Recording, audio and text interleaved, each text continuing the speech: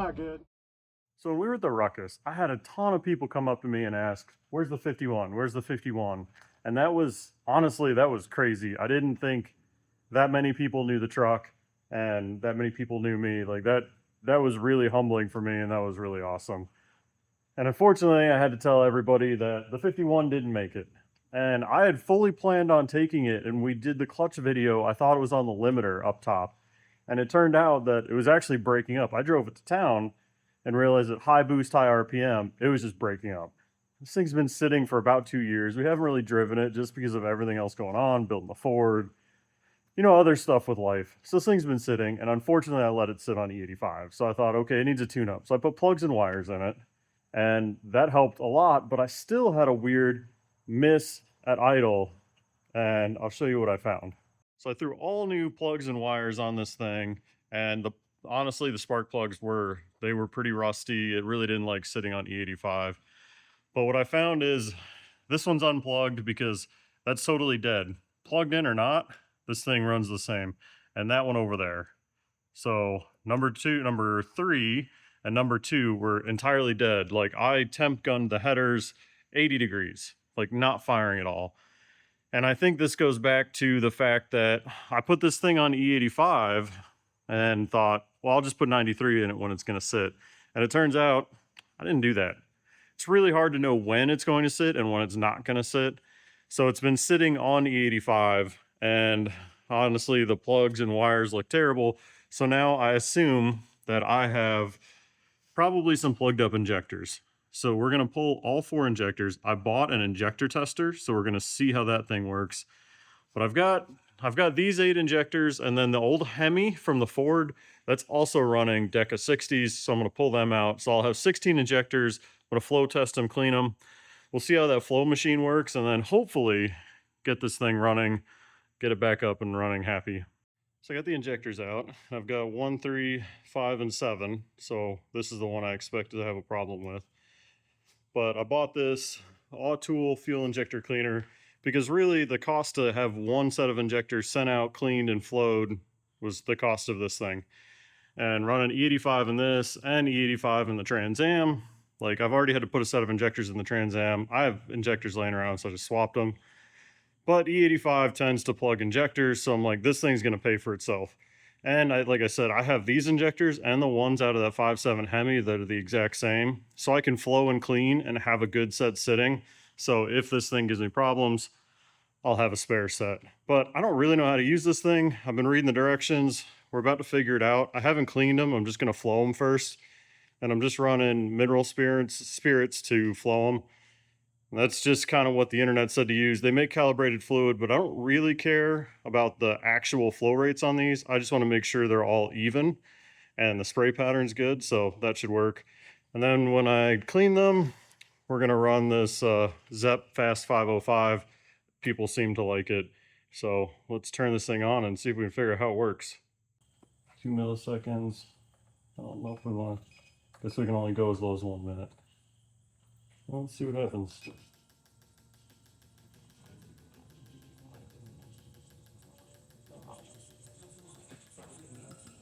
Oh, there's pressure.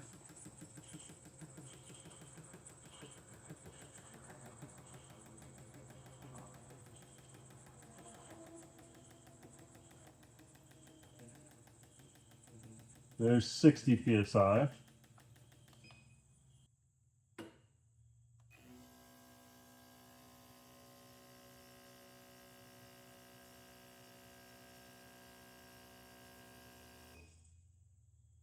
Okay, now I think I have pressure set.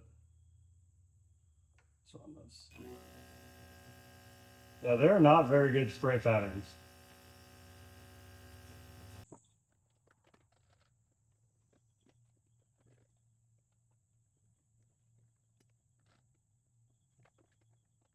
Yep. All right, see what these do.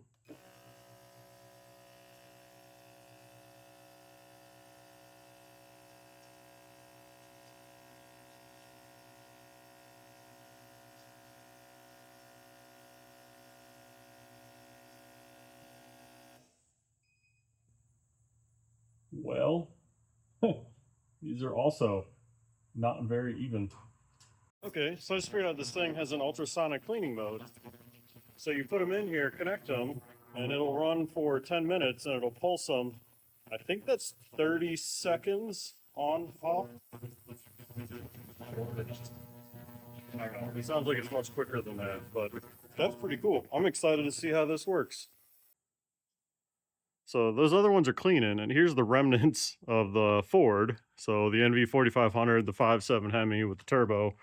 And I knew these were 60s. I didn't realize these are a different plug. These are what, EV6s or I don't know. But these will not fit, so I won't be able to use these as a spare unless I get adapters. But that kind of sucks. But I guess I'll just have to clean those other ones up and make them work. Okay, so there's the final balance on these four. And this one's about 58 milliliters. This one's about 62. This one's about 60. This one's about 54. Now, these say they're Deca 60s, but for what I paid for them, I'm assuming they're cheap Chinese knockoffs. So I think that's actually probably pretty good for these. It's better than it was when I started. And if we run the test, they have a pretty good spray pattern. They're all pretty even. So I think this is as good as these injectors are going to get.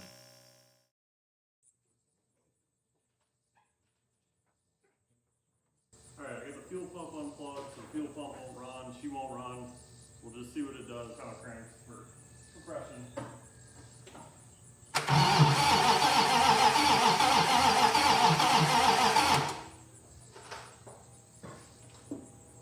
That doesn't sound great. That's not very even. That kind of sounds like two dead holes.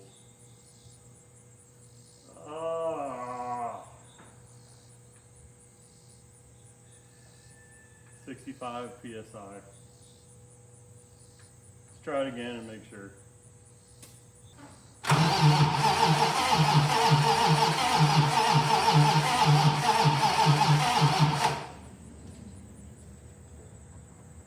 It sounds terrible. 60 psi.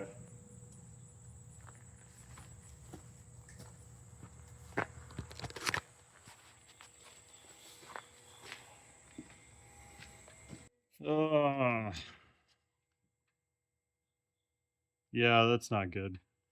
And it just sounds terrible. It sounds tight, and it sounds like it's got two dead holes. So that sucks. So this thing has had not great bearings, and I think that's why it sounds so tight. I think when I put this motor back in, or when I put it together the first time, I think it had kind of really worn bearings. And I think I threw a cheap set of bearings in it. The last couple times I cut the oil filter open, I've noticed it's eating the bearings. And I haven't worried too much about it because generally I just blow them up before anything can happen. So I think that's why it sounds tight when it cranks, but it could be melted pistons. It sounds like it has two dead holes. That's what I found when I disconnected coils. We got 60 psi of compression, which maybe a broken ring, but I think if it was a broken ring, I think it'd be lower. I kind of wonder if I didn't melt pistons, because that would also make it sound tight, and it would make it crank slow, and it would have low compression. Which actually, you know what, those injectors, they had a poor spray pattern, which a couple of them did. If that wasn't all making it in, I could have had some lean cylinders. It sucks. I guess I'm glad I didn't take it to the Ruckus, because I don't know, would have blown up, seized. I don't really know what would have happened, but it wouldn't have made it. It wouldn't have done anything cool. Would have just made me not enjoy the weekend. I had a lot of fun that weekend. Well, so what does that mean for this thing? Fortunately, I think it means more sitting. Don't really have time to put a motor together. I mean, my shop is a mess from this thing and the Ford, and I got to get some things in order, and unfortunately I can't do this full time. So I think this thing's going to have to sit. I don't have time to find a motor and put a motor together. I would love to tear into it right now. Like, I would love to just tear the heads off this thing and see what it looks like. But then it's stuck. I have a truck that can't move. At least now, if I plug the injectors back in, she'll run on 6. I can move it around. But this thing just feels so neglected lately, and I don't like it. It makes me sad, but I just don't have time right now to get into it. And honestly, I don't have the motivation. This thing has fought me tooth and nail the last couple of years, and it's really frustrating. I did get a little bit of motivation from everybody asking about it at the Ruckus, that people like it, because it's kind of burned me out. So it'll get fixed, but fortunately, I don't think it's going to be soon. But oh, if you're in North Carolina and you got a 360 Magnum for sale for cheap, hit me up, because I guess I need one. This one's not so happy, and I don't have any spares right now. So yeah, this kind of sucks.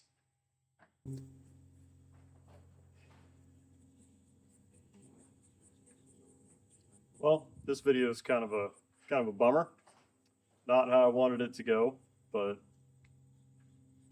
this thing's just really frustrating lately, and having to put a motor in it is not really helping that. If you guys like it, let me know in the comments. Honestly, it's got me really burned out because it's been doing stuff like this. It just hasn't been right for a while, and it's always been something little. We rolled it last year, and then this year, motor seems very unhappy. As soon as I get the clutch figured out, don't you know, the motor seems to be problems. And that's always the frustrating thing. It's always been one thing really holding this truck back from doing what I know it can do. I can't get all the pieces together at the same time. And unfortunately, I think it's going to get parked in the barn for a while. I just don't have the time or resources to do anything with it. And yeah, I guess if you're not as down on it as I am, leave me a comment. Tell me I'm an idiot to get this and get it back out. And maybe that'll get me some motivation. But right now, honestly, don't even want to see this thing. But I love it, and it deserves better, but unfortunately, it's going to have to sit.